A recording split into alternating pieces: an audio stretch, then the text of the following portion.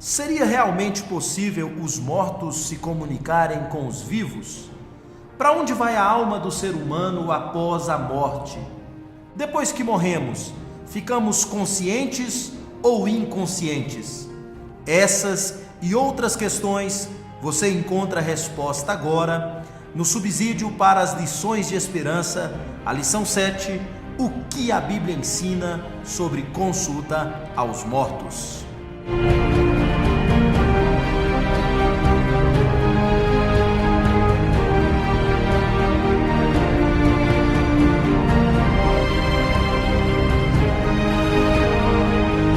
Olá, amigos do canal Lições de Esperança. Eu sou o pastor Marcelo Conte. Ao meu lado está o pastor Fábio Lucas, nosso nobre companheiro de jornada e de ministério. Nós queremos conversar com vocês hoje sobre o que a Bíblia ensina a respeito da consulta aos mortos. É possível a pessoa, uma vez morta, voltar a este mundo, pastor Fábio Lucas, e conversar com os vivos? Algumas pesquisas americanas dizem que sim, inclusive elas apontam que 50% dos americanos acreditam que já tiveram alguma experiência com pessoas mortas. Outras pessoas entendem que isso não é possível. Não é possível uma pessoa que já morreu voltar a este mundo e conversar com os vivos. Daí então nós temos um dilema, porque nós temos dois textos bíblicos que aparentemente são contraditórios e nos apontam, ou nós temos a ideia de que eles afirmam que é possível. Não é o primeiro texto é o de 1 Samuel, capítulo 28, onde o rei Saul consulta uma feiticeira para falar com o profeta Samuel. O outro texto é Mateus, capítulo 17, onde Jesus, com Pedro, Tiago e João, no Monte da Transfiguração, encontra com Moisés e Elias. Moisés representando a lei e Elias representando os profetas.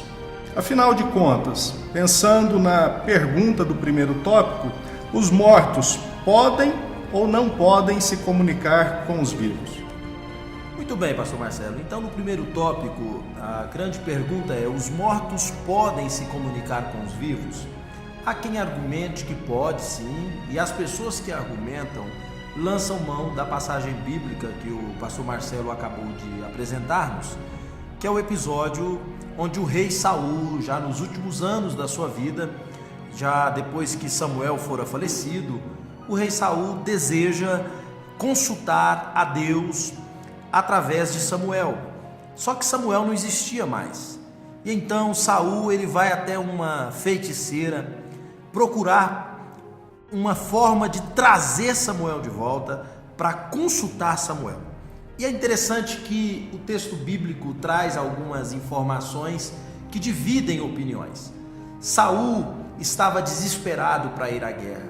Ele havia consultado Deus de diversas maneiras e não conseguira uma palavra sequer de Deus. E este rei agora procura uma feiticeira e pede para ela: chame o espírito de Samuel. Samuel foi um profeta, eu preciso falar com Samuel. E a Bíblia conta então que de fato Samuel aparece até Saul e lhe traz algumas palavras.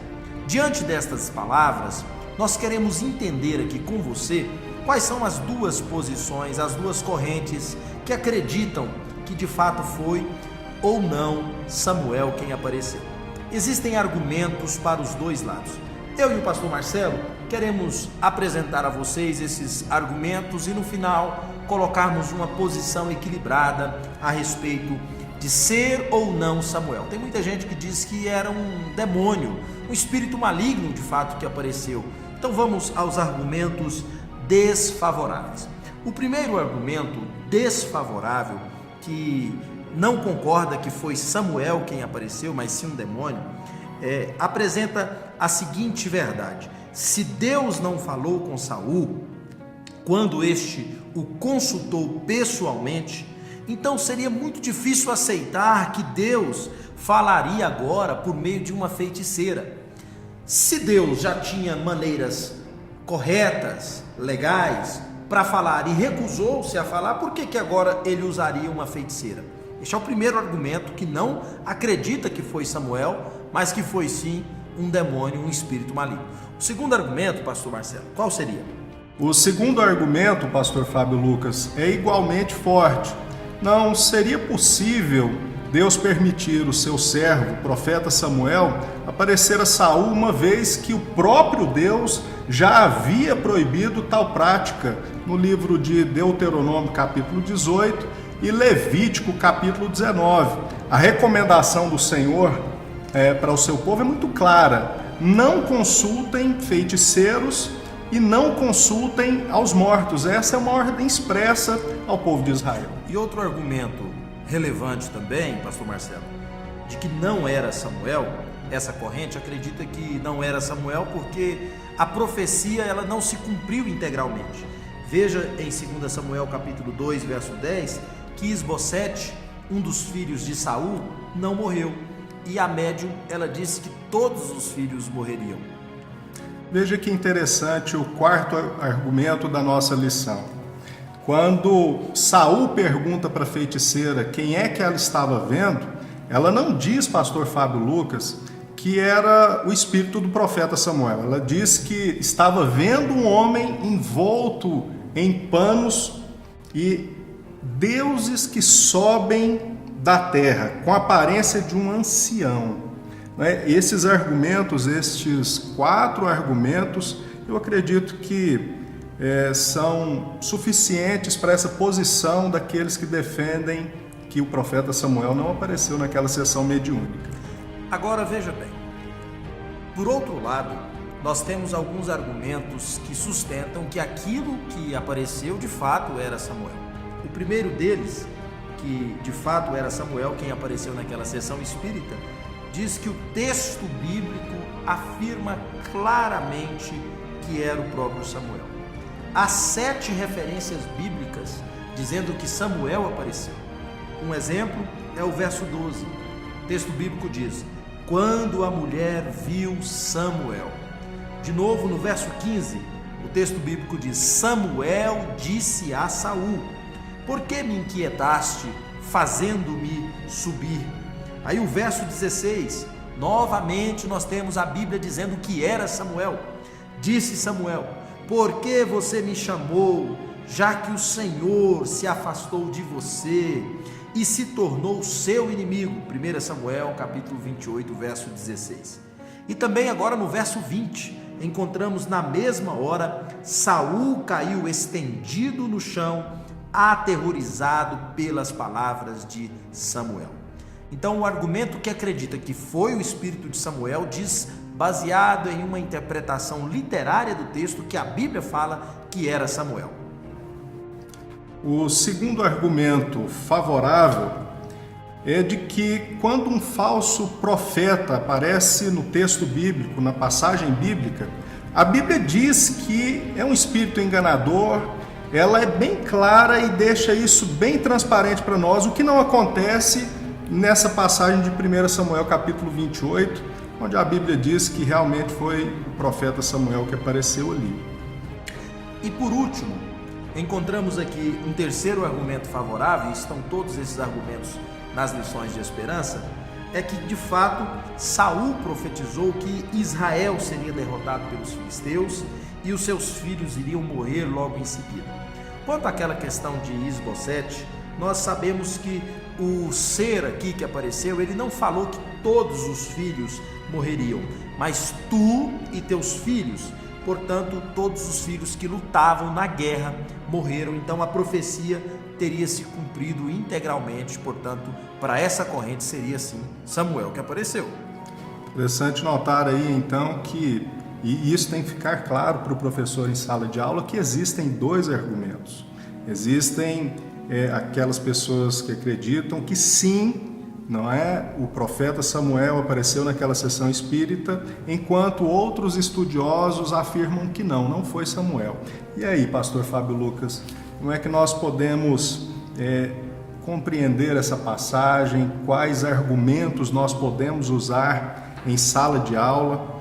Qual é a posição mais equilibrada diante dessa aparente contradição bíblica? Muito bem, pastor Marcelo. nós aqui nas Lições de Esperança, nós não nos posicionamos de forma categórica dizendo que era Samuel e nem estamos dizendo que não era Samuel. Aqui nós recorremos à hermenêutica bíblica. A hermenêutica é a ciência da interpretação da Bíblia. Naquilo que a Bíblia não é clara e evidente, nós não podemos pôr uma resposta final. Nós colocamos aqui os dois argumentos, sendo que inclusive um quarto e último argumento, pastor Marcelo, que é sustentado aqui, é que a própria feiticeira, ela ficou surpresa com a presença daquele espírito, o que fortalece a possibilidade de ser Samuel. Particularmente, e essa é uma posição minha como autor, eu acredito que de fato foi uma situação excepcional na qual Samuel realmente tem aparecido. Mas esse é um posicionamento isolado. Não dá para dizer isso com todas as certezas de maneira absoluta, porque Deus, ele não ia se manifestar em algo que ele mesmo proibiu. Tudo indica que foi Samuel. Qual posição o professor deve ter em sala? Foge dessa questão de ser ou não Samuel e foque no pecado gravíssimo que Saul cometeu. Porque de fato, tem muitas coisas na Bíblia que Deus não explica claramente para nós. Encontramos em Deuteronômio 29, a verdade de que as coisas ocultas, as coisas contraditórias, elas pertencem ao Senhor. Então aqui não dá para afirmar com absoluta certeza que era Satanás, que era um demônio ou que era de fato Samuel. O que deve ficar claro é o texto de 1 Crônicas, capítulo 10 e o versículo 13. Olha o que diz a Bíblia: assim morreu Saul por causa da sua transgressão, cometida contra o Senhor, por causa da palavra do Senhor a que ele não guardara. E agora preste atenção nessa segunda parte. E também porque interrogara e consultara uma necromante. A palavra de Deus é muito clara ao proibir a consulta aos mortos. O que deve ficar claro aqui para nós é que isso é uma abominação. O pastor Marcelo acabou de citar Deuteronômio, capítulo 18, na qual Deus diz: não tolerem os feiticeiros, nem quem faz despachos, nem os que invocam os espíritos dos mortos. O texto bíblico diz: o Deus eterno detesta os que praticam tais coisas. E Levítico, texto também citado pelo nosso pastor Marcelo, diz que não devemos procurar ou invocar aqueles que procuram os mortos e os que adivinham o futuro. Isso é pecado e fará com que vocês fiquem impuros. E por fim, pastor Marcelo, uma última recomendação importante é que Deus não nos comunica nada por meio de médiuns, por meio de espíritos, e nenhuma mediunidade traz revelação bíblica. O texto de Isaías, capítulo 8, verso 19, verso 20, é categórico em dizer que Deus jamais vai usar um espírito de alguém que já morreu para trazer uma mensagem para cada um de nós. Além disso, a mediunidade ela é muito perigosa, porque ela nos coloca à mercê de demônios. Aquele que consulta mortos fica vulnerável a uma perseguição espiritual de demônios. Então a mediunidade ela é completamente inútil, porque Deus ele somente será encontrado através de Jesus Cristo, através da sua palavra que o revela. Para um crente verdadeiro, isto basta. Nós não precisamos saber se é ou não Samuel que apareceu.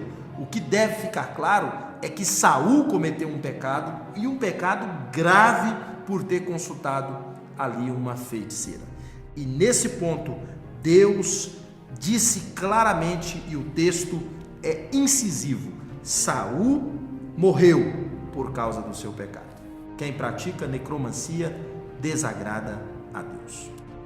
Pastor Fábio, então não dá para fechar o assunto, e a resposta para esse primeiro ponto também não é fechada, não é? Não dá para dizer que os espíritos dos mortos eles não voltam a esse mundo, ou voltam a esse mundo e conversam com os vivos. A ideia que eu tenho aqui como autor, e nós conversamos bastante sobre isso, é que há a possibilidade, mas essa possibilidade, ela está dentro da vontade de Deus, dentro da soberana vontade de Deus, e elas aconteceram, ao meu ver, e aqui é uma posição minha, aconteceram apenas 2 vezes, e essas 2 vezes em que os mortos voltaram a este mundo e conversaram com os vivos, são essas 2 vezes, essas 2 passagens que nós temos aqui registradas na Bíblia. Todavia é importante ficar claro que a recomendação do Senhor é clara: aquele que procura conversar com os mortos, ele está pecando, e a consulta aos mortos, a necromancia, é uma abominação diante do Senhor. Pastor Marcelo está citando o ponto 1.4 da nossa lição, que é o caso de Moisés e Elias. Se é possível os mortos virem a esse mundo, seria com base em Samuel, se fosse de fato Samuel que apareceu, e com base aqui no Monte da Transfiguração. Moisés já estava morto, a Bíblia diz que Moisés de fato morreu e Elias fora transladado. E Jesus estava no monte em oração ao Senhor, e de repente aparece a Jesus ali, esses 2 homens de Deus, Moisés e Elias, que um dia já tinham sido mortos, já tinham saído deste mundo. Alguém pode dizer, de fato, que Jesus estava consultando os mortos, alguém pode até afirmar que é possível por conta desse fato. E este é um texto muito específico. O pastor Marcelo colocou muito claramente que Moisés representava a lei e Elias representava os profetas. Então Jesus, no Monte da Transfiguração, estava tendo o seu ministério confirmado tanto por Moisés, representante de toda a lei, quanto por Elias, representante de todos os profetas. E naquele momento, Mateus 17, verso 5, encontramos a aprovação final de Deus, dizendo: este é o meu Filho amado, em quem me agrado, ouçam-no. Veja que esse texto do Monte da Transfiguração é uma experiência sobrenatural, ela não acontece na esfera natural. O texto chega a dizer que a face de Jesus, ela brilhou como um sol, e as roupas de Jesus se tornaram brancas como a luz. Portanto, para cumprir um propósito específico, Deus permitiu que os seus servos, Moisés e Elias, aparecessem a Jesus. Então, nesse ponto, fica claro para nós que em situações específicas e pontuais, bíblicas que já foram fechadas, os mortos podem vir se comunicar com os vivos, mas em situação específica do Monte da Transfiguração do ministério de Jesus, hoje nosso entendimento é que um morto não pode voltar a este mundo. Então, quem seriam os espíritos que se comunicam com os vivos? Se de fato tantas pessoas têm experiências, né, pastor Marcelo?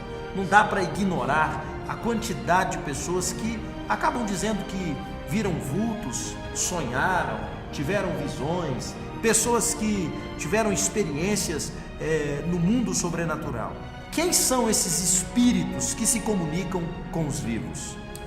Se nós entendemos que a possibilidade de comunicação com os mortos se resume em essas 2 passagens bíblicas, e fora disso não há mais nenhuma comunicação, a resposta que nós podemos dar a estas pessoas que de repente nos procuram dizendo e afirmando, tem muitas pessoas sinceras e de repente elas tiveram uma experiência que elas nem elas mesmas sabem explicar o que aconteceu naquele momento. Para essas pessoas nós podemos dizer com muita tranquilidade, com muita calma e com muito amor, não é? Que estas pessoas, ou elas tiveram uma experiência com espíritos malignos e elas precisam procurar ajuda, não é? Uma ajuda pastoral para resolver esta situação, ou elas tiveram alguma experiência psicológica, alguma experiência psicossomática envolvendo a alma delas. Foi um fenômeno psicológico, algo da imaginação. Exatamente. Muito bem. Deve ficar claro nesse ponto que o diabo, ele é muito astuto, ele é muito sutil. O diabo, ele é um psicólogo milenar.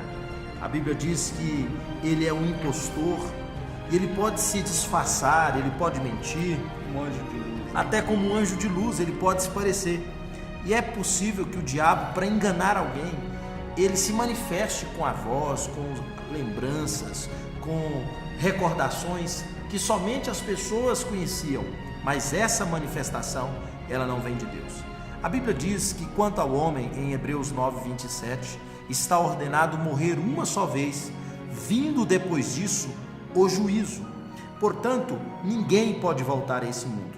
Gosto muito do texto de Eclesiastes, capítulo 9, verso 5, verso 6 e o verso 10.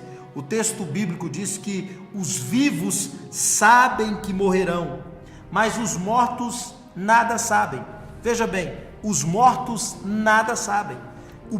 Alguém que está no mundo dos mortos não tem condições nenhuma de trazer informações para o mundo dos vivos. O texto continua dizendo: para os mortos não há mais recompensa, e já não se tem nem lembrança deles. Para eles o amor, o ódio, a inveja, há muito desapareceram. Eclesiastes versículo 10 ainda termina a dizer: nunca mais terão parte em nada do que acontece debaixo do sol. Nunca mais eles terão parte em nada do que acontece debaixo do sol. Esse texto, pastor Marcelo, fecha para a gente a impossibilidade dos mortos se comunicarem com os vivos, salvo em uma situação que o próprio Deus autorizasse para cumprir os seus propósitos eternos. E o que aconteceu nessas duas passagens bíblicas, de 1 Samuel e Mateus capítulo 17. Apenas esses dois textos que não servem de base para a gente agora afirmar que os mortos podem se comunicar com os vivos. A Bíblia não diz que os mortos podem se comunicar com os vivos. Fica mais claro a impossibilidade do que de fato a possibilidade de um dia o mundo dos mortos misturar com o mundo dos vivos. Agora, pastor Marcelo, a última questão que tem intrigado muitas pessoas é concernente ao estado intermediário dos mortos. O que acontece com a alma de um crente ou de um ímpio após a morte? Para onde vai essa pessoa? Para onde vai essa pessoa? Será que essa pessoa vai para o céu, vai para o inferno, vai para o purgatório? Essa pessoa dorme ou ela fica completamente consciente? Pastor Fábio Lucas, nós também temos aqui duas posições. Alguns irmãos, alguns estudiosos afirmam que após a morte a alma do crente entra no paraíso ou no seio de Abraão, onde ela permanece num estado inconsciente, aguardando a volta de Jesus, quando então o seu corpo será ressuscitado e encontrará com o Senhor nos ares. A outra posição é de que após a morte do crente, a alma do crente ela entra imediatamente na presença de Jesus Cristo, consciente, e aonde ela também aguarda a ressurreição do seu corpo quando Cristo voltar na segunda vinda. Muito bem, então o que fica claro para nós aqui é que há duas correntes. A primeira é o sono da morte, a segunda é o estado de consciência. A Bíblia igualmente não dá uma resposta final. É difícil bater o martelo e dizer que aquele que morre está consciente com Jesus. Alguns textos são usados por aqueles que afirmam, pastor Marcelo, que a pessoa está consciente, e os dois textos basicamente são os de Paulo em 2 Coríntios capítulo 5, verso 8, quando ele diz que estamos em plena confiança e desejamos antes deixar esse corpo para habitar com o Senhor. Essa expressão com vem do grego pros, que diz face a face, habitar, morar com o Senhor. O outro texto vem de Filipenses capítulo 1, verso 23, que Paulo diz: desejo partir e estar com Cristo. E também na passagem onde Jesus diz ao ladrão arrependido ali na cruz: hoje estarás comigo no paraíso. Esses textos dão a gente a compreensão de que quando morremos, vamos para os braços de Jesus. Particularmente, novamente não podemos fazer doutrina de opiniões particulares, mas particularmente eu não acredito no sono da morte. Eu não acredito no estado de inconsciência daquele que parte desse mundo. Principalmente, pastor Marcelo, baseado na passagem de Lucas 16, na qual nós encontramos mais do que uma parábola. Encontramos um relato bíblico de um rico e de Lázaro. Nós percebemos que o rico, ele está bem consciente ali naquele ambiente, no Hades, né?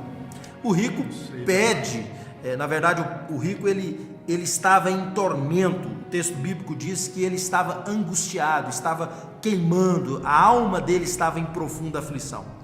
E nesse momento ele roga, ele conversa, ele vê Abraão, ele vê Lázaro, que era um mendigo que ficava à porta de sua casa. Lázaro era um homem, um pobre coitado, que teve uma vida sofrida nessa existência. Só que Lázaro morre e vai para o paraíso, para o seio de Abraão. Ao passo que o rico, que viveu de maneira abastada, miserável, ele vai para o inferno. A Bíblia usa o termo Seol. E ali ele desesperadamente clama. E aqui nós temos duas pessoas em estado de consciência. Uma perecendo, consciente, com lembranças vivas da vida na terra. E o outro, Lázaro e Abraão, estavam ali vivos também, conscientes.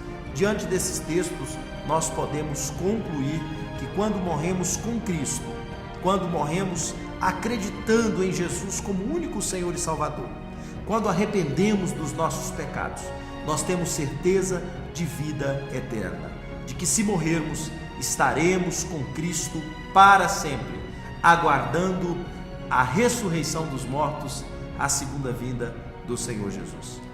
Essa também é a minha posição, pastor Fábio Lucas, e um texto assim que para mim é muito claro em relação ao estado consciente da alma do crente após a morte, e de que não só consciente está, mas também na presença de Jesus, é aquela passagem onde Jesus diz para o ladrão arrependido, em Lucas capítulo 23, 43, que hoje mesmo estarás comigo no paraíso.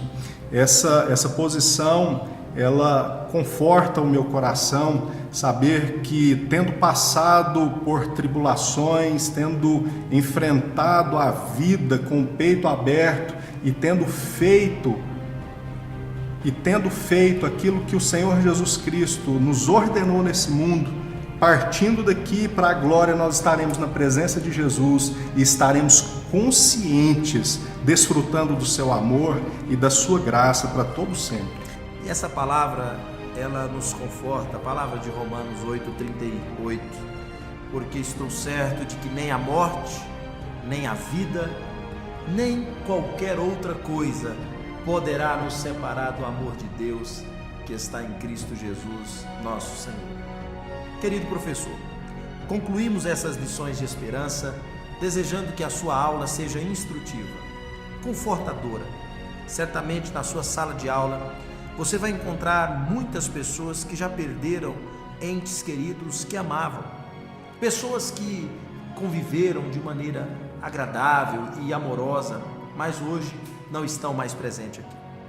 Diante disso, a palavra de Deus nos ordena a não sermos ignorantes para sofrermos, porque há uma esperança, e essa esperança é Jesus.